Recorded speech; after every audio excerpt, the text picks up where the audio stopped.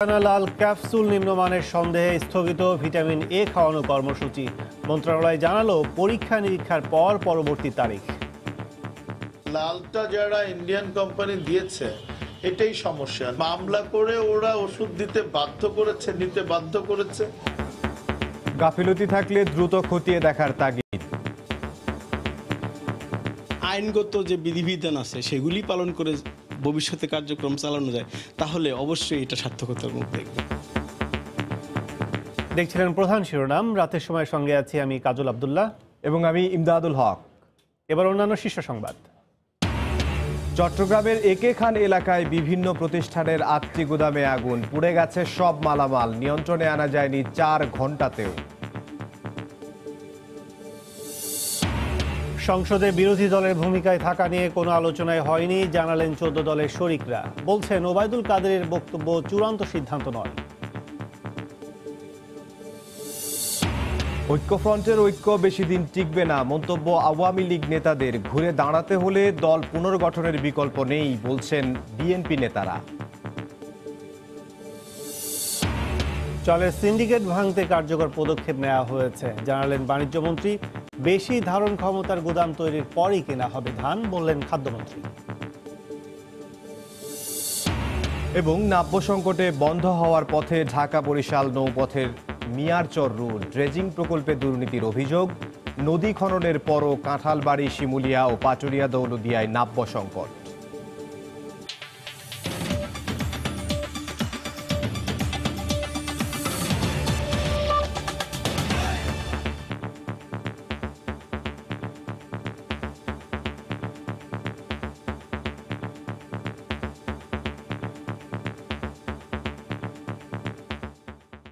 চট্টগ্রামের একে খান এলাকায় 8টি প্রতিষ্ঠানের গুদামে আগুনে পুড়ে গেছে সব মালামাল। ফায়ার সার্ভিসের 6টি ইউনিটের প্রায় 3 ঘন্টার চেষ্টায়ও আগুন নিয়ন্ত্রণে আনা যায়নি। বিকেল 5টার দিকে নগরীর একে খান এলাকায় এ আগুন ছড়িয়ে পড়ে। ফায়ার সার্ভিস ও প্রত্যক্ষদর্শীরা জানান, একটি গুদামে বৈদ্যুতিক শর্ট সার্কিট থেকে আগুনের সূত্রপাত হয়। মুহূর্তে আগুন ছড়িয়ে পড়ে আশপাশের বিভিন্ন প্রতিষ্ঠানের অন্তত 8টি গুদামে। খবর পেয়ে স্থানীয়দের পাশাপাশি চট্টগ্রাম ফায়ার সার্ভিসের 6টি ইউনিট ঘটনাস্থলে পৌঁছে আগুন নিয়ন্ত্রণে কাজ শুরু করে। ভেতরে তুলা ও প্লাস্টিক জাতীয় বস্তু থাকায় আগুন নিয়ন্ত্রণে বেগ পেতে হচ্ছে।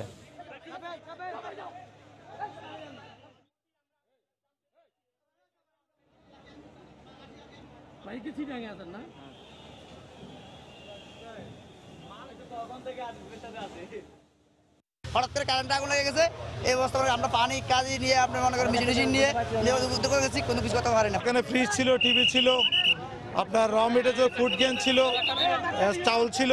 সব একটিতে একটা না একটা পুকুর থাকে, অথচ এখানে 4টা পুকুর ছিল। সেই 4টা পুকুরের মধ্যে একটা পুকুর নেই, সব পুকুর আপনার বরট করে ফেলছে। বেল্টের ভিতরে আগুন প্রবেশ করেছে, যার কারণে এগুলো একবার জ্বলে, আবার কেমিক্যালের সাথে সাথে আবার এগুলো জ্বলে। এগুলো যার কারণে আমাদের কিছু সময় লাগবে। আমরা স্পেশাল সমস্ত ইকুইপমেন্ট এখানে ব্যবহার করি। ইনশাল্লাহ আগুন অচিরে আমরা সম্পূর্ণভাবে নিবারণ করতে সক্ষম হব। এই মুহূর্তে চট্টগ্রামের একে খান এলাকায় আছেন রিপোর্টার পার্থ প্রতিম বিশ্বাস। সরাসরি চলে যাচ্ছে তার কাছে। পার্থ। ধন্যবাদ কাজল। প্রায় 4 ঘন্টা অতিবাহিত হলো, এখনো পর্যন্ত চট্টগ্রামের একে খান এলাকার গোডাউনে যে অগ্নিকাণ্ডের ঘটনা ঘটেছে সেই এখনও কিন্তু আগুন নিয়ন্ত্রণে আনা সম্ভব হয়নি। আমরা দেখছি ফায়ার সার্ভিস তারা সাধ্যমতো চেষ্টা করছেন, কিন্তু এখনও কোনোভাবেই এই গোডাউনের আগুন নিয়ন্ত্রণে আনা সম্ভব হচ্ছে না। বিশেষ করে আমরা দেখেছি কিছুক্ষণ আগে পানি শেষ হয়ে গেছে, সেক্ষেত্রে আবার পানি এনে এখন আবার আগুন নিয়ন্ত্রণের চেষ্টা চালানো হচ্ছে। সেক্ষেত্রে ফায়ার সার্ভিসে যারা ছিলেন তাদের সাথে আমরা কথা বলেছি, তারা আমাদেরকে জানিয়েছে মানে সর্বাধুনিক যে প্রযুক্তি রয়েছে সবকিছুই চেষ্টা করা হচ্ছে যাতে দ্রুত আগুন নিয়ন্ত্রণে আনা সম্ভব হয়। কিন্তু একে খান এলাকার এখানে গোডাউনে প্রচুর মালামাল থাকার কারণে, অনেকটা দাহ্য পদার্থ থাকার কারণে দ্রুত আগুন কোনোভাবেই নিয়ন্ত্রণে আনা সম্ভব হয়নি। সেক্ষেত্রে আমরা দেখছি রফিক এন্টারপ্রাইজের তুলার গোডাউন রয়েছে, সেখানে প্রায় 16 কোটি টাকা তুলা রয়েছে, এমনটি আমাদেরকে জানিয়ে। এছাড়া আরএফএল গোডাউনের প্রচুর মালামাল ছিল, প্লাস্টিকের তাদের যেসব প্রোডাক্ট ছিল বা পণ্য ছিল সবগুলোই কিন্তু এখানে আমরা দেখেছি পুরোপুরিভাবে পুড়ে গেছে। এছাড়া আরও কয়েকটি প্রতিষ্ঠানের যেসব মালামাল ছিল, কোনো প্রতিষ্ঠানের মালামালেই কিন্তু এখানে আসলে রক্ষা করা সম্ভব হয়নি। সেক্ষেত্রে আমরা দেখেছি প্রথমে 5টায় আগুন লাগার ঘটনা ঘটে, এরপরেই এখানকার এলাকাবাসী এছাড়া কারখানা কর্তৃপক্ষ যারা রয়েছে, কর্মচারী যারা রয়েছে তারা কিন্তু সর্বাত্মক চেষ্টা করেছেন এবং এখনও তারা চেষ্টা করছে ফায়ার সার্ভিসের সাথে একসাথে তারা সহযোগিতা করছেন, কিন্তু কোনো কোনোভাবেই এখানে আসলে আগুন নিয়ন্ত্রণে আনা সম্ভব হচ্ছে না। এর একটি কারণ আমাদেরকে ফায়ার সার্ভিস যেটি বলেছে, আসলে এত বড় একটি গোডাউন, কিন্তু এখানে আসলে যখনই অগ্নিকাণ্ডের ঘটনা ঘটবে বা আগুনের মতো ঘটনা ঘটবে, তাদের নিজস্ব কিন্তু আগুন নিয়ন্ত্রণের কিছু উৎস থাকা দরকার ছিল। সেক্ষেত্রে এখানে কোনো ধরনের কিন্তু উৎস ছিল না, এবং পানির একটি বড় যোগান, পার্শ্ববর্তী একটি পুকুর রয়েছে, সেখান থেকে হয়তো ফায়ার সার্ভিস পানি এনে এখানে আগুন নিয়ন্ত্রণের চেষ্টা করছে। কিন্তু এখানে নিজস্ব গোডাউনে যে তাদের অগ্নি নির্বাচনের যে ব্যবস্থা থাকার কথা ছিল, সেই ব্যবস্থাটি নেই, এমনটি আমাদেরকে জানিয়েছে ফায়ার সার্ভিস। তবে কি কারণে আগুনের সূত্রপাত এখানে হয়েছে বা কি কারণে অগ্নিকাণ্ডের ঘটনাটি ঘটেছে, সেক্ষেত্রে ফায়ার সার্ভিসের পক্ষ থেকে যখন তদন্ত কমিটি করা হবে তখনই আসলে তদন্ত করে বের করা হবে, এমনটি আমাদেরকে জানিয়েছে এখানকার ফায়ার সার্ভিসের যারা কর্মকর্তা কর্মচারী রয়েছে, তারা আমাদেরকে সবাই এই বিষয়টি জানিয়েছে। তবে আরেকটি বিষয় হচ্ছে, প্রায় 4 ঘন্টা অতিবাহিত হয়ে চললেও কিন্তু এখনো পর্যন্ত আসলে এই চট্টগ্রামের একে খান গোডাউনে যে এখানে যে অগ্নিকাণ্ডের ঘটনা ঘটেছে, সেই আগুন নিয়ন্ত্রণ এখনো আনা সম্ভব হয়নি। এখনো আগুন নিয়ন্ত্রণের চেষ্টা চালাচ্ছে ফায়ার সার্ভিস, গোডাউনের কর্মকর্তা কর্মচারী যারা রয়েছে তারা, এবং প্রায় কোটি কোটি টাকার ক্ষতি হয়েছে এমনটি আমাকে জানিয়েছে এখানকার প্রতিষ্ঠানে যারা কর্মকর্তা কর্মচারী ছিল সবাই। তো এ ছিল আমার কাছে এখনো পর্যন্ত চট্টগ্রামের যে গোডাউনে অগ্নিকাণ্ডের ঘটনা ঘটেছে তার সর্বশেষ খবর। চট্টগ্রামের একে খান এলাকায় অগ্নিকাণ্ডের ঘটনার খবর জানাতে আমাদের সাথে যোগ দিয়েছিলেন সহকর্মী পার্থ। ভারতীয় কোম্পানির ক্যাপসুল নিম্নমানের সন্দেহে স্থগিত করা হয়েছে এবারের ভিটামিন এ ক্যাপসুল খাওয়ানো কর্মসূচি। দুপুরে কিশোরগঞ্জে ক্যাপসুলের নমুনা পর্যবেক্ষণ করে স্বাস্থ্য প্রতিমন্ত্রী ডাক্তার মোহাম্মদ মুরাদ হাসান কথা জানান। তদন্ত কমিটির পরীক্ষা নিরীক্ষা শেষে ক্যাপসুলের মান খারাপ হলে তা শিশুদের খাওয়ানো হবে না বলে জানিয়েছেন স্বাস্থ্যমন্ত্রী জাহিদ মালিক। এদিকে বড় কোনো দুর্ঘটনার আগে বিষয়টি নজরে আসাকে ইতিবাচক বললেও পুরো ঘটনা খতিয়ে দেখার পরামর্শ বিশেষজ্ঞদের। কিশোরগঞ্জ প্রতিনিধি নূর মোহাম্মদকে সঙ্গে নিয়ে রাশেদ বাপ্পির রিপোর্ট। ক্যাপসুলের মান নিয়ে প্রশ্ন ওঠায় কর্মসূচির ঠিক 2 দিন আগে বন্ধ করা হয় এবারের ভিটামিন এ প্লাস ক্যাম্পেইন। এরপরে নড়েচড়ে বসে স্বাস্থ্য মন্ত্রণালয়। শুক্রবার দুপুরে কিশোরগঞ্জ সার্কিট হাউজে নমুনা পর্যবেক্ষণ করেন স্বাস্থ্য প্রতিমন্ত্রী ডাক্তার মোহাম্মদ মুরাদ হাসান। ক্যাপসুলের গায়ে ক্যাপসুল লেগে থাকারও প্রমাণ পান তিনি। ক্যাপসুলের মান নিয়ে প্রশ্ন তুলে প্রতিমন্ত্রী জানান, মামলা করে ভারতীয় অখ্যাত কোম্পানির এই ভিটামিন কিনতে বাধ্য করা হয়েছিল। মামলা করে ওরা ওষুধ দিতে বাধ্য করেছে। লালটা যারা ইন্ডিয়ান কোম্পানি দিয়েছে এটাই সমস্যা, নীলটা আমাদের দেশের কোম্পানি, যে নামই হোক না কেন, এবং ওটা যে কোনো সমস্যা নাই সেটাও আপনারা সচক্ষে দেখলেন, আমরা সবাই দেখলাম। রাতকানা রোগ প্রতিরোধ কর্মসূচির অংশ হিসেবে 6 থেকে 59 মাস বয়সী দেশের 2 কোটিরও বেশি শিশুদের ভিটামিন এ ক্যাপসুল খাওয়ানোর কথা ছিল গত ডিসেম্বরে। তবে শিক্ষার্থীদের বার্ষিক পরীক্ষা ও জাতীয় নির্বাচন সহ নানা কারণে তা পিছিয়ে নির্ধারণ করা হয় 19 জানুয়ারি।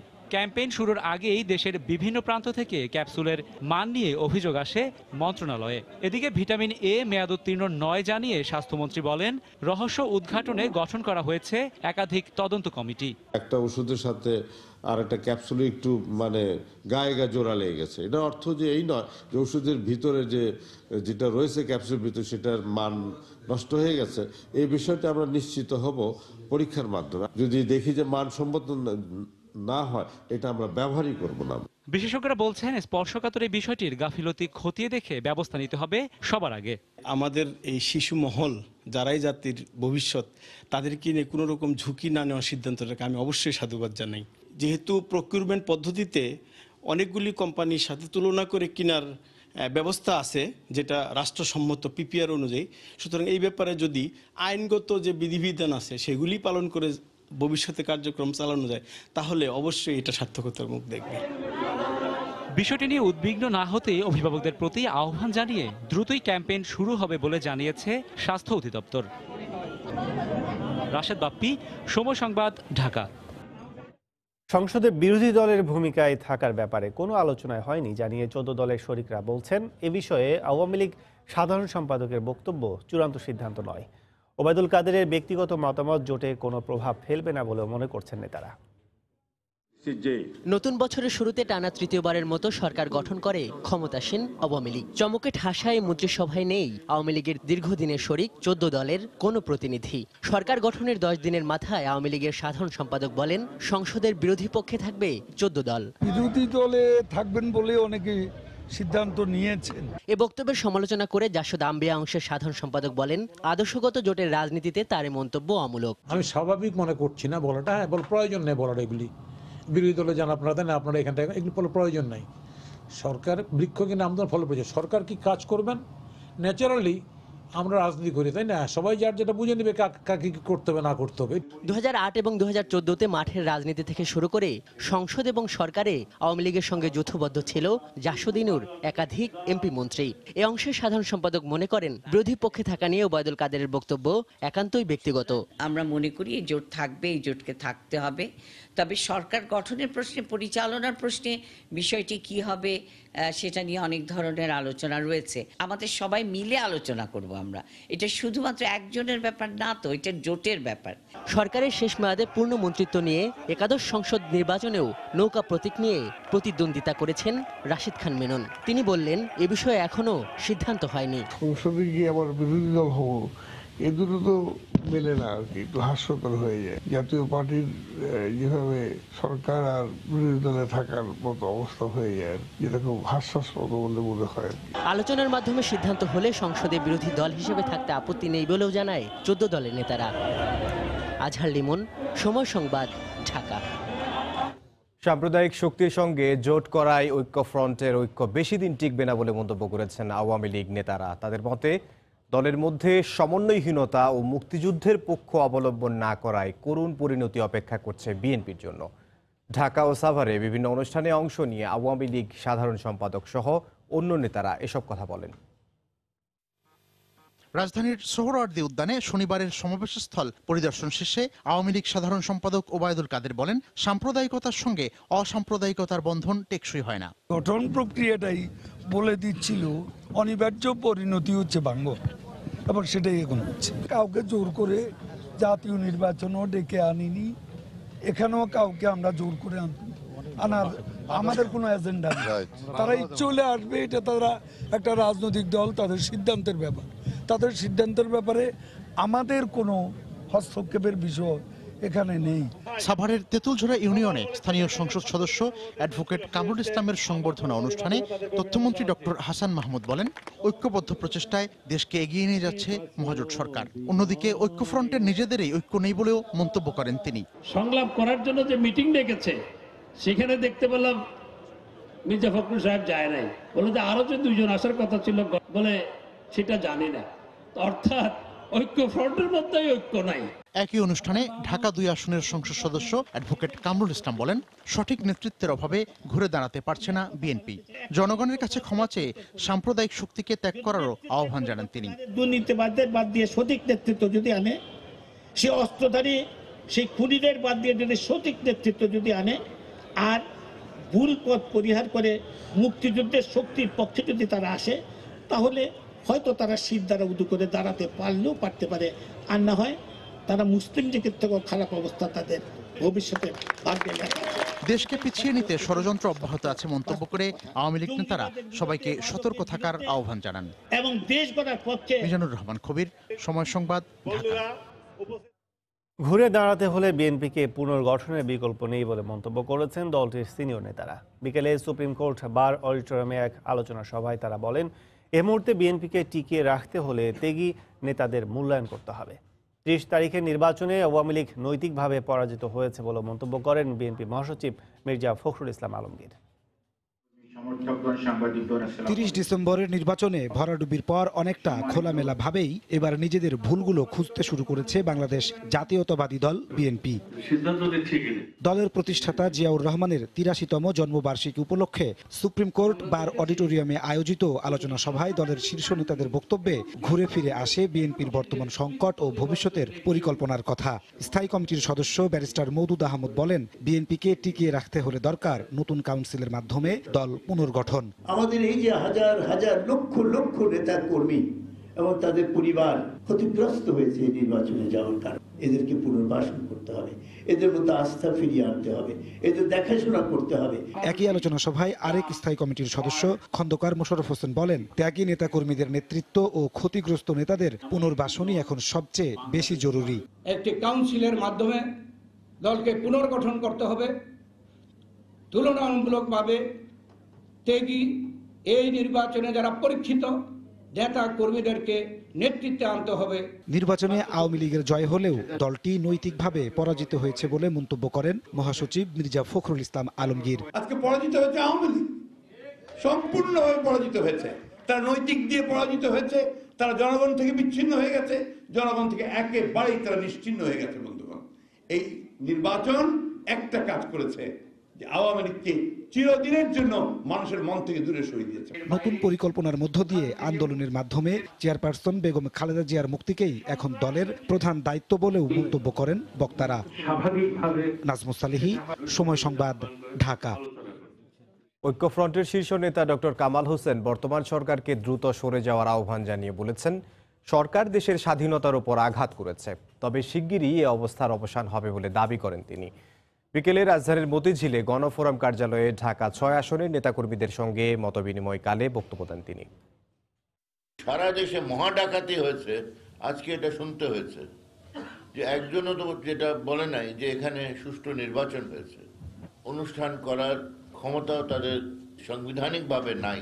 তারা নিজে নির্বাচিত না, তারা রাষ্ট্রকে হাইজ্যাক করে জনগণের ভোট অধিকার হাইজ্যাক করছে, অথবা এই দেশের স্বাধীনতার উপরে তারা আঘাত দিচ্ছে। রাতের সময় আরো থাকছে। একাদশ সংসদে সংরক্ষিত নারী আসনে আওয়ামী লীগের 1510টি মনোনয়ন ফরম বিক্রি, জমা দেয়া যাবে আগামী 2 দিন।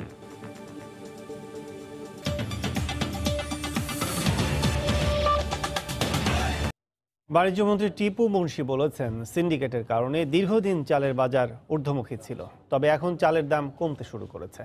বিকেলে রংপুরে সাংবাদিকদের প্রশ্নের জবাবে কথা বলেন তিনি। এই সিন্ডিকেট ভাঙতে কার্যকর পদক্ষেপ নেওয়া হবে বলেও জানান মন্ত্রী। যে অবস্থা ছিল তার থেকে তো চালের বাজার নিম্নমুখী, আমরা যেটা বলেছিলাম সেটা সেই অবস্থান সেই দিকেই আমরা যাচ্ছি এবং চালের বাজার কমে গেছে, অন্তত কেজি প্রতি 3 থেকে 4 টাকা কমে গেছে। মোকামেও আসা আগের দামে ফিরে গেছে। এটা তো একটা হুট করে অনেক দিনের এস্টাবলিশ সিস্টেম, এটা যে রাতারাতি বন্ধ করে দেওয়া যাবে তা নয়। আসলে কম্পিটিটিভনেসটা বাড়াতে হবে। কৃষকদের যার উৎপাদনিত জিনিসের দামটা তাদের পোষাতে হবে, সেটা যেভাবেই হোক। এই মুহূর্তে কৃষকের কাছ থেকে ধান কেনার পরিকল্পনা নেই জানিয়ে খাদ্যমন্ত্রী সাধন চন্দ্র মজুমদার বলেছেন, আগামীতে অধিক ধারণ ক্ষমতা সম্পন্ন গুদাম নির্মাণ করে কৃষক পর্যায়ে ধান কেনার কথা ভাবছে সরকার। দুপুরে নওগাঁর পত্নীতলায় খাদ্য গুদাম পরিদর্শন শেষে কথা বলেন তিনি। বর্তমান কোনো পরিকল্পনা নাই। মেন হলো যে আমাদের দেশে যে খাদ্যশস্য রাখার জন্য যে পর্যাপ্ত জায়গার প্রয়োজন, সেই গুদাম তৈরি না হওয়া পর্যন্ত আমাদের এখন 21 লক্ষ টন রাখার মতো আমাদের অবস্থান আছে। এটা বৃদ্ধি না হওয়া পর্যন্ত ধান কৃষকের কাছ থেকে ডাইরেক্ট কেনার পরে যে আবার ক্র্যাশিংয়ের ঝামেলা, আর এই ক্র্যাশিং করতে গেলে যেই লসটা হয় এইটাতে আবার চাউলের দাম বৃদ্ধি পাবে। তারেক রহমানকে দেশে ফিরিয়ে এনে বিচারের রায় কার্যকর করা হবে বলে জানিয়েছেন আইনমন্ত্রী আনিসুল হক। সন্ধ্যায় ব্রাহ্মণবাড়িয়ার আখাউড়া উপজেলায় আওয়ামী লীগ আয়োজিত সংবর্ধনা অনুষ্ঠানে কথা বলেন তিনি। জনগণ ঐক্যফ্রন্টকে ভোটের মাধ্যমে প্রত্যাখ্যান করেছে বলে মন্তব্য করেন আইনমন্ত্রী। মানুষের টাকা চুরি করে পাচার করার এই তারেক রহমানকে ইনশাআল্লাহ বিদেশ থেকে ফিরিয়ে এনে এই রায় কার্যকর করব।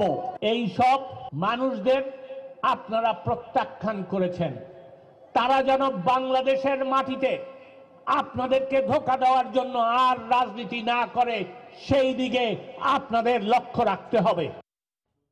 এসএসসি ও সমমানের পরীক্ষায় প্রশ্নপত্র ফাঁস রোধে সব ধরনের ব্যবস্থা নেওয়া হবে বলে জানিয়েছেন শিক্ষামন্ত্রী ডাক্তার দীপু মনি। দুপুরে চাঁদপুরে একটি অনুষ্ঠান শেষে সাংবাদিকদের কথা বলেন তিনি। প্রশ্ন ফাঁস রোধে সকলের সহযোগিতা কামনা করেন মন্ত্রী। গত বছর কিন্তু কোনো প্রশ্নপত্র ফাঁস হয়নি 2018 সালে, কাজে আমরা বিশ্বাস করি যে একইভাবে এবছরও আমরা ভালোভাবে করতে পারবো। তবে সকলের সর্বাত্মক সহযোগিতা নিশ্চয়ই সেখানে আমাদের প্রয়োজন। প্রতিটি পরীক্ষা কেন্দ্রের সঙ্গে সংশ্লিষ্ট সকল শিক্ষক, আইন শৃঙ্খলা রক্ষাকারী বাহিনীর সমস্ত সদস্যবৃন্দ সকলের কিন্তু একটি ঐক্যবদ্ধ প্রয়াসের মধ্য দিয়ে আমরা পারবো। একাদশ জাতীয় সংসদে সংরক্ষিত নারী আসনে আওয়ামী লীগের মনোনয়ন ফর্ম বিক্রি আজ শেষ হলেও জমা দেওয়া যাবে 20 জানুয়ারি পর্যন্ত। ফর্ম বিক্রির শেষ দিন সকাল থেকেই দলীয় সভাপতি ধানমন্ডির কার্যালয়ে ভিড় করেন মনোনয়ন প্রত্যাশীরা। মনোনয়ন কার্যক্রম পরিদর্শন করেন দলের সাধারণ সম্পাদক ওবায়দুল কাদের। সংরক্ষিত নারী আসনে 1510টি ফর্ম বিক্রি হয়েছে। এখন পর্যন্ত জমা পড়েছে 1410টি। 71 জাতীয় সংসদ নির্বাচনে আওয়ামী লীগ 257টি আসনে জয় পেয়েছে। সেই হিসেবে 50টি সংরক্ষিত নারী আসনের মধ্যে দলটি 43টি আসন পাবে। এলাকার কাজ করতে চাই, দিন দুঃখী নারী, যারা নির্যাতিত নারী, তাদের পাশে থেকে সহায়তা দান করতে চাই। আমি দলিত এবং হরিজন সম্প্রদায়ের প্রতিনিধি হয়ে এবার আমি ফর্ম কিনেছি। বড় প্ল্যাটফর্ম চাই যেখান থেকে আমি মহিলাদের জন্য কাজ করতে পারবো। নারীদের যে অধিকারগুলো প্রতিষ্ঠিত হয় নাই সেই অধিকারগুলো নিয়ে সংসদে গেলে কাজ করতে পারবো। তৃণমূল পর্যায়ে যদি আপা যাচাই করে আমার ঝিনাইদহ থেকে, তো আমি মনে করব যে আমি ইনশাল্লাহ এটা আশাবাদী। আমি এই প্ল্যাটফর্মে দাঁড়িয়ে আমি জনগণের জন্য জনকল্যাণমুখী কাজ করব। জননেত্রী শেখ হাসিনার হাতকে শক্তিশালী করার জন্য আমি নমিনেশন চেয়েছি। উন্নয়নের যে ছোঁয়াটা সেটি আমরা প্রান্তিক জনগণকে পৌঁছায় দিতে পারবো। রাতের সময় আরো থাকছে। উপচে পড়া ভিড়ে ছুটির দিনে জমজমাট ঢাকা আন্তর্জাতিক বাণিজ্য মেলা, বেচা কেনার ধুম। দোকানিরা খুশি হলেও ক্রেতাদের মিশ্র প্রতিক্রিয়া।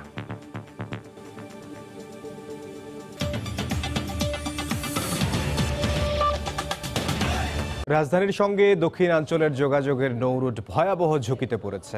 নাব্য সংকটের কারণে প্রায় 6 মাস বন্ধ থাকার পর ঢাকা বরিশাল নৌপথের মূল রুট মিয়ারচর চালু হলেও সেখানে বড় লঞ্চ চালানো সম্ভব হচ্ছে না। লঞ্চ মালিক ও মাস্টারদের অভিযোগ, ড্রেজিং বিভাগের দুর্নীতি এর মূল কারণ। এদিকে বিআইডব্লিউটিএ এবং প্রকল্প কর্মকর্তারা এই অবস্থার জন্য পরস্পরকে দোষারোপ করছেন। মাহমুদ রাকিবের রিপোর্টে বিস্তারিত। ঢাকা বরিশাল নৌপথ, যে পথ দিয়ে প্রতিদিন প্রায় 200 যাত্রীবাহী লঞ্চের পাশাপাশি কয়েক হাজার মালবাহী নৌযান যাওয়া আসা করে। নাব্য সংকটের কারণে প্রায় 10 বছর আগে আলুবাজার নৌরুটটি বন্ধ হয়ে যাওয়ার পর ঢাকা থেকে বরিশাল কিংবা মংলা সমুদ্র বন্দরে যাওয়ার জন্য মূল রুট হিসেবে ব্যবহার হয়ে আসছে মিয়ারচর নামক নৌরুটটি। তবে নিয়মিত ড্রেজিং না হওয়ায় গত বর্ষা মৌসুমের পর সেটিও বন্ধ হয়ে যায়। এখন ব্যবহার হচ্ছে কালীগঞ্জ রুট, যেটাতে সময় বেশি লাগায়, জ্বালানি খরচও বেশি। বিএডব্লিউটিএ বলছে মিয়ারচর রুটটি এ মাস থেকে আবারও চালু, কিন্তু লঞ্চ মালিক ও মাস্টারদের দাবি ড্রেজিং ঠিকমতো না হয় তা এখনো চলাচলের অনুপযোগী। ড্রেজিংও করলো, সরকারের টাকাও গেল, কিন্তু আমরা সুফল পাইলাম না। ভবিষ্যতে এই চ্যানেল বন্ধ হয়ে যায়, বরিশাল দক্ষিণ মল কোনো জাহাজে চলাচল করবে না, সেই পরিস্থিতি এখন হয়ে গেছে। এখন আমরা কালীগঞ্জ থেকে ঘুরে আসি, আপ ডাউনে 2.5 ঘন্টা সময় বেশি লাগে, 1000 লিটার ফুয়েল বেশি লাগে। ড্রেজিং করছে, সেখানে ড্রেজিং হয়নি, সেটা দুর্নীতি তো হতেই পারে। এই সরকার যে টাকা ব্যয় করছে, বিগত দিনে এর অর্ধেক টাকাও আমাদের নদীর পথে ব্যয় হয়নি। মিয়ারচর রুটে দৈর্ঘ্যে 4.5 কিলোমিটার, চওড়ায় 76 মিটার ও গভীরতায় 5 ফুট ড্রেজিং এর কথা বলা হলেও সরেজমিনে এমনটি হয়নি বলে দাবি মাস্টারদের। 6টা ড্রেজার আমরা সাথে সাথে লাগিয়ে দেই, পাশাপাশি আমাদের বিআইডব্লিউটির 2টি ড্রেজার কাজ করে। এখানে 10.5 লাখ মাটি খনন করা হয়েছে। ড্রেজিং এর বলতেছে 70 মিটার কাছে, আমি দেখতেছি 50 মিটার কাটে নাই।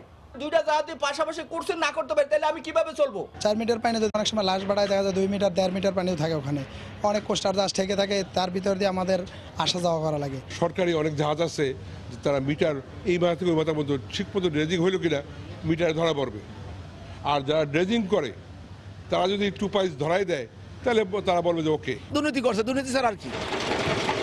ড্রেজিং সংস্থার বিরুদ্ধে লঞ্চ মালিক ও মাস্টারদের যখন এমন অভিযোগ, তখন বিএডব্লিউটি এর ড্রেজিং বিভাগের প্রধান প্রকৌশলী বলছেন তিনি এ বিষয়ে দায়িত্বপ্রাপ্ত নন। আপনাকে তো বুঝতে হবে ভাই, আমি আপনাকে বলতেছি যে আমি ড্রেজিং এর হেড, সব ড্রেজিং এ দেখে এটা আমার প্রকল্পের আমাদের বাইরে। চিফ ইঞ্জিনিয়ার, 2 জন এডিশনাল চিফ ইঞ্জিনিয়ার সবাই এটা জানতই করতো, তাদেরই সেই অ্যালাইনমেন্টটাই হয়েছে, সই করা হয়েছে। তবে সমস্যার সমাধান না হলে প্রয়োজনে আবারও জরিপ করে মিয়ারচরে ড্রেজিং করার কথা বলছে বিআইডব্লিউটিএ।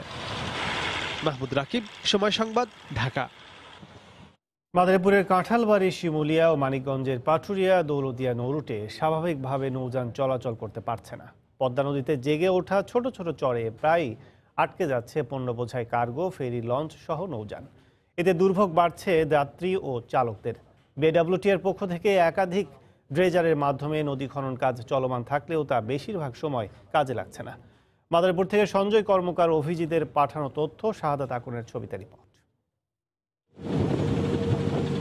জোয়ার ভাটা সহ নানা কারণে পলি জমে কাঁঠালবাড়ি, শিমুলিয়া, পাটুরিয়া, দৌলতদিয়া নৌরুটের বিভিন্ন চ্যানেলে। পলি অপসারণে নৌ পরিবহন মন্ত্রণালয় কোটি টাকা ব্যয়ে ড্রেজিং করছে, কিন্তু ড্রেজিং এর পলিগুলো নদীর পাশে ফেলায় সেই পলি একই স্থানে এসে আবারও সৃষ্টি হয় নাব্য সংকট। এতে নৌপথ পরিবর্তন হয়ে যায়। বিকল্প চ্যানেল ব্যবহার করায় একদিকে নৌপথের দূরত্ব বেড়ে পারাপারে সময় লাগে দ্বিগুণ, অন্যদিকে জ্বালানি খরচ বেড়ে যাওয়ায় আর্থিক ক্ষতির মুখে পড়ছেন সংশ্লিষ্টরা। নাব্য সংকটে এর মধ্যে গত ডিসেম্বরে পাটুরিয়া, দৌলতদিয়ায় 22টি পণ্যবাহী কার্গো 2 সপ্তাহ নদীর মাঝে আটকা থাকায় ভোগান্তিতে পড়েন চালক ও ব্যবসায়ীরা। পলিমাটি এসে পড়ে আর কি পানির সাথে, আর যখন মনে করেন যে পানি কমে তখন চটটা পড়ে। সরকারি ড্রেজিং করলে সঠিকভাবে হয় না, কিন্তু পাবলিক যে ড্রেজিং করালে সবই সঠিকভাবে হয়। কোথায় কি সমস্যা হচ্ছে আমাদেরকে অবহিত করলে আমরা BIWTA এর সাথে যোগাযোগ করি। BIWTA পরবর্তীতে তারা ড্রেজিং এর ব্যবস্থা নিয়ে থাকে। বিশিষ্ট জনরা মনে করেন ড্রেজিং কার্যক্রমে প্রশাসনের নজরদারি বাড়ালে কমবে এ ভোগান্তি।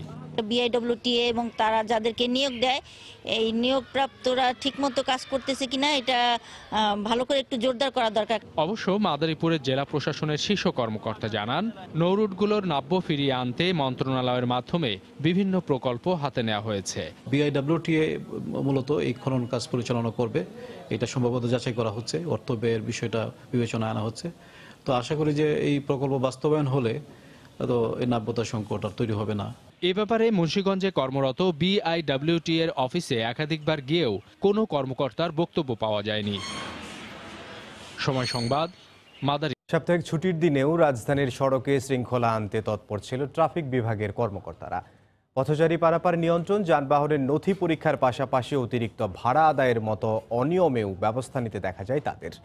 পথচারী ও চালকদের অভ্যাসে পরিবর্তন আনার আহ্বান জানান ট্রাফিক বিভাগ।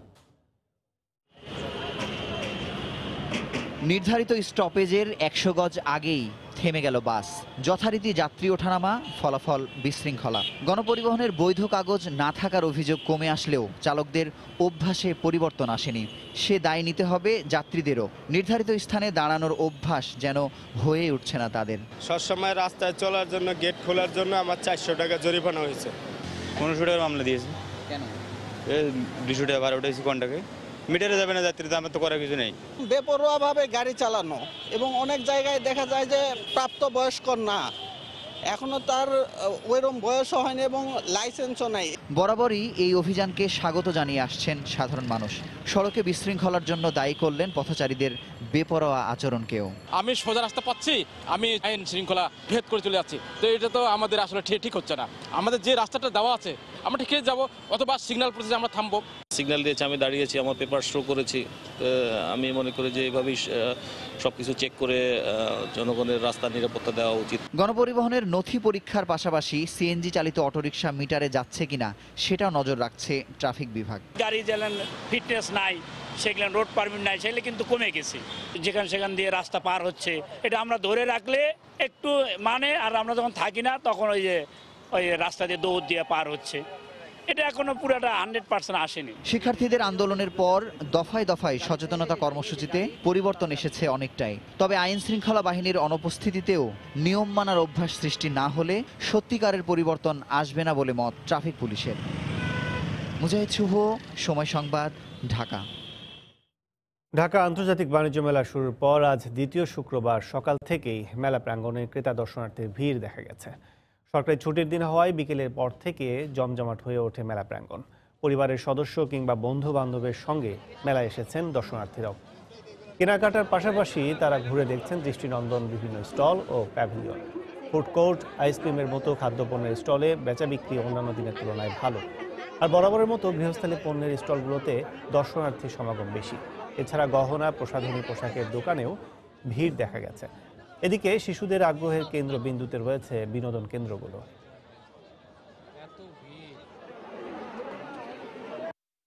ছেলে মেয়েদের নিয়ে আসছি, বেড়াইতে আসছি এবং ঘুরতে আসছি এবং কেনাকাটা করতে আসছি। আমার বাচ্চাটি ছোট হলেও সে কিন্তু অনেক লোকের মধ্যে সে অনেক আনন্দ পাচ্ছে এবং আমিও অনেক আনন্দ পাচ্ছি। বউ বাচ্চা নিয়ে আসছি, খুব ভালো লাগতেছে, কিন্তু ভিড়টা একটু বেশি। তাছাড়া এমনি পরিবেশ তো ভালো। রাজস্থান থেকে আনা হয়, লখনৌ থেকে আনা হয়, সুরাত থেকে আনা হয়, তারপর আপনার দিল্লির বুটিক্স আছে। আমার সব প্রাইস আছে যেটা, সেটা থেকে আমি 30 থেকে 40% ডিসকাউন্ট দিচ্ছি। বাংলাদেশের সঙ্গে বৃহৎ পরিসরে বাণিজ্যিক সহযোগিতা বাড়াতে আগ্রহী হয়ে উঠেছেন চীনের ব্যবসায়ীরা। সাম্প্রতিক সময়ে এদেশের আর্থসামাজিক যে অগ্রগতি হয়েছে সেটিই টানছে চীনের ব্যবসায়ীদের। সংশ্লিষ্টরা বলছেন, ভারতের পাশাপাশি চীনের সঙ্গে সম্পর্ক বাড়ানো গেলে দেশের অর্থনৈতিক ভিত আরও শক্তিশালী করা সম্ভব হবে। এহসান জুয়েলের তথ্য ও ছবিতে রিপোর্ট। বিশ্বের দ্বিতীয় অর্থনৈতিক পরাশক্তি চীন, যাদের নিয়ন্ত্রণে রয়েছে বিশ্ব অর্থনীতির 15%। চীন বাড়ছে আকাশের বুকে। একই সঙ্গে গত অর্ধযুগ ধরেই দেশটি তার বাণিজ্য বাড়াতে আগ্রহী বিশ্বের অন্যান্য দেশগুলোতে। ভূ রাজনীতিতে শক্তিশালী বাংলাদেশের সঙ্গে 4 দশকের নিবিড় কূটনৈতিক সম্পর্ক থাকলেও আশেপাশের মিয়ানমার, পাকিস্তান, কাজাকিস্তানের মতো দেশের তুলনায় কমই হয়েছে এদেশে চীনের বিনিয়োগ। তবে সাম্প্রতিক রাজনৈতিক স্থিতিশীলতা এবং অর্থনৈতিক অগ্রগতি নজর কেড়েছে দেশটির ব্যবসায়ীদের। চীনে একটি কথা আছে, যদি তুমি অর্থনৈতিকভাবে শক্তিশালী হতে চাও শুরুতে সড়ক বানাও। এছাড়া আমাদের দুদেশের মধ্যে পর্যাপ্ত তথ্য বিনিময়ের সুযোগ নেই, সেটি করতে হবে। পাশাপাশি দুদেশের ব্যবসায়ীদের মধ্যে একটি স্বচ্ছ অংশগ্রহণ এবং প্রতিযোগিতার ব্যবস্থা করতে হবে। আমার মতো অনেক ব্যবসায়ী আছেন যারা বাংলাদেশ সম্পর্কে বেশি কিছু জানি না। আমরা বিনিয়োগ করতে আগ্রহী, কিন্তু কোথায়, কেমন করে, কিভাবে সেটা করা যায় তা আমরা এখনো জানি না। এ বিষয়ে বাংলাদেশ সরকারকে এগিয়ে আসতে হবে। বিনিয়োগ বান্ধব পরিবেশ তৈরি করা গেলে দেশের সাধারণ মানুষের কর্মসংস্থানের পাশাপাশি অর্থনৈতিক সমৃদ্ধি অর্জনে বড় ভূমিকা রাখতে পারে চীনের এই আগ্রহ। ঐতিহাসিকভাবে ভারতের সাথে বিদ্যমান ভালো সম্পর্ক অব্যাহত রেখেই চীনের সঙ্গে সম্পর্ক আরও বাড়ানো যেতে পারে বলে মনে করছেন বিশেষজ্ঞরা। চীনের যে টেকনোলজি আছে, চীনের যে উদ্বৃত্ত অর্থ আছে, সেটা তো আর ওইভাবে ভারতের নাই। উইন উইন সিচুয়েশনে যাতে আমরা কাজ করতে পারি সেটা দেখবো আমরা। আমাদের নিজেদের দোষে কাজ পিছিয়ে যায়, প্রকল্প পিছিয়ে যায়, আমরা সিদ্ধান্ত নিলাম কিন্তু আগাতে পারি না, সেইগুলোকে দূর করতে হবে। প্রাপ্ত তথ্য বলছে, গত 2 বছরেই চীনের সঙ্গে বাংলাদেশের দ্বিপাক্ষিক বাণিজ্য প্রতি বছর $16 বিলিয়ন ছাড়িয়ে গেছে। রয়েছে ভাষার সমস্যা, নেই সড়কপথে যোগাযোগের সুযোগও। তবু বাংলাদেশে চীনের বিনিয়োগের যে অপার সম্ভাবনা, তার অনেকটুকুই থমকে আছে বিনিয়োগ বান্ধব পরিবেশের অভাবে। চীনের ব্যবসায়ীরা বলছেন, বাংলাদেশে উদীয়মান যে অর্থনৈতিক অগ্রযাত্রা তার সঙ্গে সম্পৃক্ত হতে চান তারা। তবে বিনিয়োগের পরিবেশ তৈরির দায়িত্বটা নিতে হবে বাংলাদেশকেই। এহসান জুয়েল, সময় সংবাদ, কুনমিং, চীন। পর্যটকের ভিড়ে মুখর সমুদ্র সৈকত কক্সবাজার। পরিবার, পরিজন ও বন্ধুবান্ধব নিয়ে সাগর তীরে আনন্দে মেতেছেন সবাই। পর্যটন মৌসুমে সৈকতে কনসার্ট, কার্নিভাল সহ নানা আয়োজনের দাবি পর্যটকদের। বিপুল সংখ্যক পর্যটকের সমুদ্র স্নানের নিরাপত্তায় দায়িত্বে পালন করছে লাইফগার্ড। আরও জানাচ্ছেন সুজাউদ্দিন রুবেল। শীতের আমেজ যতই শেষ হয়ে আসছে, ততই পর্যটন শহর কক্সবাজারে বাড়ছে পর্যটকের ভিড়। বিশেষ করে সাপ্তাহিক ছুটির দিনে সেই ভিড় বেড়ে যাচ্ছে কয়েক গুণে। তাই তো সকাল থেকে সৈকতের সুগন্ধা, লাবণী ও কলাতলি পয়েন্টে পর্যটকের উপচে পড়া ভিড়। শীতল পানিতে গা ভাসানোর পাশাপাশি নানান উল্লাসে অবসর বিনোদনে কাটছে তাদের প্রতিটি মুহূর্ত। সমুদ্রের এত বিশালতা, এর মধ্যে হারিয়ে যেতে সবারই ভালো লাগে। অলওয়েজ স্কুলের যে আমাদের টাইমগুলো থাকে, অলওয়েজ পড়ালেখা, ওই টাইমটা থেকে আমরা মুক্তি পেয়েছি, তো অবশ্যই অনেক মজা লাগতেছে। বিবাহ করতে বেশি দিন হয় নাই, এই যে 1 সপ্তাহ মতো হলো আর কি, তাকে নিয়ে আসলাম আর কি, অনেক ভালো লাগতেছে। তবে ছুটির দিনগুলোতে বাড়তি আনন্দ দেওয়ার জন্য সৈকতে ওপেন কনসার্ট, কার্নিভাল সহ নানা আয়োজনের দাবি জানালেন আগত পর্যটকরা। এক্সট্রা কোনো ইভেন্ট থাকলে ভালো হতো, লাইক ঘুরি উৎসব, কনসার্ট, বিভিন্ন রকম আয়োজন থাকতো। এখন ওই জিনিসগুলো এখন এখানে দেখা যায় না। বিপুল সংখ্যক পর্যটকের সমুদ্র স্নানের নিরাপত্তায় সার্বক্ষণিক দায়িত্ব পালন করছে 1/2 শতাধিক লাইফগার্ড কর্মী। 3টা লাইফগার্ড সার্ভিস চালু রয়েছে কলাতুলি, লাবণী এবং সুগন্ধাতে। তো আমাদের 3 ভাগে আমরা 50 জনের উপরে লাইফগার্ড আমাদের রয়েছে, যারা বাড়তি পর্যটক যারা আসছে তাদের নিরাপত্তার জন্য। আর পর্যটকদের নিরাপত্তায় যথাযথ ব্যবস্থা নিয়েছে ট্যুরিস্ট পুলিশ। যানজট কিংবা অন্য কোনো কারণে পর্যটকদের যাতে ভোগান্তি পোহাতে না হয় সেদিকেও নজর রাখছেন তারা। সুজাউদ্দিন রুবেল, সময় সংবাদ, কক্সবাজার। রোবোটিক সায়েন্সে বিশ্বমানের হতে দেশেই অবিলম্বে আন্তর্জাতিক মানের রোবোটিক সেন্টার উদ্বোধন করা হবে বলে জানিয়েছেন তথ্য ও যোগাযোগ প্রযুক্তি প্রতিমন্ত্রী জুনায়েদ আহমেদ পলক। সন্ধ্যায় বুয়েটে রোবো কার্নিভাল 2019-এর সমাপনী অনুষ্ঠানে বক্তব্য দেন তিনি। পুঁজির অভাবে যাতে তরুণদের উদ্যোগ ভেস্তে না যায়, সেজন্য স্টার্টআপ বাংলাদেশ নামে নতুন প্রজেক্ট চালু করার কথা জানান তিনি। দেশের বিভিন্ন প্রতিষ্ঠানের রোবোটিক্সে আগ্রহীদের এক মঞ্চে নিয়ে আসতেই 17 ও 18 জানুয়ারি বুয়েটের ইসিই ভবনে অনুষ্ঠিত হয় Robo Carnival. Pathfinder, industrial automation, soccer board competition, project showcasing এবং কগনিশন এই 5টি বিভাগে আয়োজিত প্রতিযোগিতায় 20টিরও বেশি প্রতিষ্ঠানের 800রও বেশি প্রতিযোগী অংশ নেন।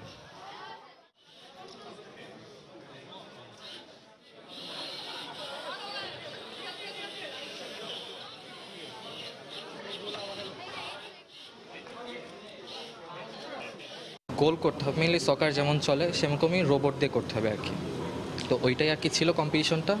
তো 70টা টিম পার্টিসিপেট করেছিল, ওখান থেকে কম্পিট করে আর কি ফার্স্ট হয়েছে। সম্পূর্ণ আইডিয়াটা ওই বেস ছিল যে একটা মানুষ নিজেকে হেল্প করার মাধ্যমে, সিম্পলি কিছু টাকা আর্ন করার মাধ্যমে পুরো ওয়ার্ল্ডকে সেভ করে ফেলতে পারছে। আর্টিফিশিয়াল ইন্টেলিজেন্স জানতে হবে, আমাদের বিগ ডেটা অ্যানালিটিক্স সম্পর্কে বুঝতে হবে, আমাদের রোবোটিক্স নিয়ে গবেষণা করতে হবে। অল্প দিনের মধ্যেই আমরা আমাদের দেশের প্রথম একটি উন্নত আন্তর্জাতিক মানের এই রোবোটিক্স সেন্টারটি আমরা আনুষ্ঠানিকভাবে উদ্বোধন করতে পারব। দুর্ঘটনার 4 দিন পরও মুন্সিগঞ্জে মেঘনা নদীতে তেলবাহী ট্যাঙ্কারের ধাক্কায় ট্রলার ডুবির ঘটনায় নিখোঁজ 20 শ্রমিকের সন্ধান মেলেনি, তবে অভিযান অব্যাহত রয়েছে। সকালে তৃতীয় দিনের মতো বিআইডব্লিউটিএ, নৌবাহিনী ও ফায়ার সার্ভিসের ডুবির দল যৌথভাবে উদ্ধার কাজ শুরু করে। সাউন্ড স্ক্যান, সোনারের শব্দ তরঙ্গের মাধ্যমে ডুবে যাওয়া ট্রলারের অবস্থান শনাক্তের চেষ্টা করছেন তারা। এই ঘটনায় মুন্সিগঞ্জের অতিরিক্ত জেলা ম্যাজিস্ট্রেট মোবাশ্বেরুল ইসলামকে প্রধান করে 9 সদস্যের তদন্ত কমিটি গঠন করা হয়েছে।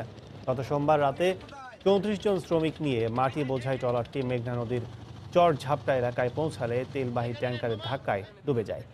এই সময় 14 শ্রমিক সাঁতরে তীরে উঠলেও 20 জন নিখোঁজ হয়।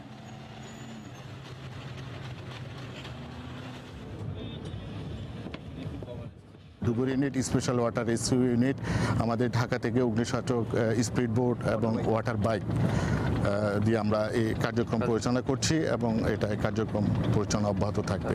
বিআইডব্লিউটিএ এবং নৌবাহিনীর যেটা সাইড স্ক্যান সোনার বিম দ্বারা ওরা মনিটরে পর্যবেক্ষণ করছে যে আসলে ট্রলারটা কোন জায়গা আছে আইডেন্টিফাই করার জন্য চেষ্টা করছে। বাংলাদেশ মহিলা আওয়ামী লীগের সাবেক সভাপতি ও সাবেক সংসদ সদস্য মুক্তিযোদ্ধা আশরাফুন্নেসা মুশাররফের জানাজা অনুষ্ঠিত হয়েছে। বাদ আসর জাতীয় সংসদ ভবনের দক্ষিণ প্লাজায় মরহুমার জানাজা অনুষ্ঠিত হয়। এতে আওয়ামী লীগের সাধারণ সম্পাদক ওবায়দুল কাদের সহ দলের সিনিয়র নেতারা অংশ নেন। সকালে রাজধানীর একটি হাসপাতালে চিকিৎসাধীন অবস্থায় শেষ নিঃশ্বাস ত্যাগ করেন তিনি। দীর্ঘদিন ধরে কিডনি জটিলতায় ভুগছিলেন আশরাফুন্নেসা। গুণী এই রাজনীতিবিদের মৃত্যুতে শোক জানিয়েছেন প্রধানমন্ত্রী শেখ হাসিনা।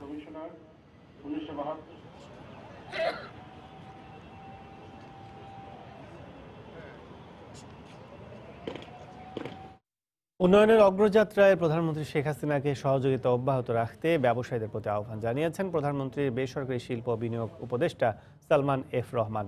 রাজধানীতে Metropolitan Chamber of Commerce and Industry, MCCI ও এফবিসিআই আয়োজিত সংবর্ধনা অনুষ্ঠানে কথা বলেন তিনি। এ সময় প্রধানমন্ত্রীর বেসরকারি শিল্প বিনিয়োগ উপদেষ্টা হিসেবে নিয়োগ পাওয়ায় সালমান এফ রহমানকে শুভেচ্ছা জানান দেশের 2 শীর্ষ ব্যবসায়িক সংগঠনের নেতারা। অনুষ্ঠানে এমসিসিআই সভাপতি নিহাত কবির, সহসভাপতি গোলাম মাইনুদ্দিন সহ এফবিসিআই নেতারা উপস্থিত ছিলেন। পর্দা নামল সপ্তদশ ঢাকা আন্তর্জাতিক চলচ্চিত্র উৎসবের। রাজধানীর 5টি ভেন্যুতে 10 জানুয়ারি একযোগে বসেছিল এ চলচ্চিত্র আসর। 9 দিনের এই আসরে বিশ্বের 72টি দেশের 218টি চলচ্চিত্র প্রদর্শিত হয়। এর মধ্যে 6টি ক্যাটাগরিতে পুরস্কৃত করা হয় শ্রেষ্ঠ চলচ্চিত্র ও পরিচালকদের। বিশ্বের বেশ কিছু দেশের পরিচালক, চলচ্চিত্র বোদ্ধা যোগ দেন সমাপনী আসরে।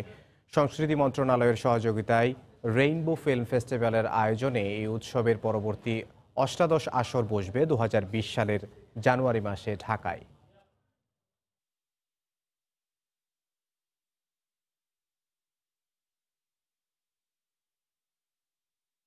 এ পর্যায়ে শীর্ষ সংবাদ জানিয়ে দিচ্ছে আরেকবার। ভারত থেকে আনা লাল ক্যাপসুল, নিম্নমানের সন্দেহে স্থগিত ভিটামিন এ খাওয়ানো কর্মসূচি, পরীক্ষা নিরীক্ষার পর পরবর্তী তারিখ। সংসদে বিরোধী দলের ভূমিকায় থাকা নিয়ে কোনো আলোচনাই হয়নি জানালেন 14 দলের শরিকরা। বলছেন ওবায়দুল কাদেরের বক্তব্য চূড়ান্ত সিদ্ধান্ত নয়। ঐক্যফ্রন্টের ঐক্য বেশি দিন টিকবে না মন্তব্য আওয়ামী লীগ নেতাদের। ঘুরে দাঁড়াতে হলে দল পুনর্গঠনের বিকল্প নেই বলছেন বিএনপি নেতারা। বন্ধ হওয়ার পথে ঢাকা বরিশাল নৌপথের মিয়ারচর রুট ড্রেজিং প্রকল্পে দুর্নীতির অভিযোগ। নদী খননের পরও কাঁঠালবাড়ি, শিমুলিয়া ও পাটুরিয়া দৌলদিয়ায় নাব্য সংকট। এবং চট্টগ্রামের একে খান এলাকায় বিভিন্ন প্রতিষ্ঠানের 8টি গুদামে আগুন, পুড়ে গেছে সব মালামাল। দাহ্য পদার্থ বেশি থাকায় বেগ পেতে হচ্ছে নিয়ন্ত্রণে। এই ছিল রাতের সময়। আপনার মোবাইলে সময় সংবাদ দেখতে এবং সব খবর পেতে ডাউনলোড করুন সময় অ্যাপ। সঙ্গে থাকুন সময়ে।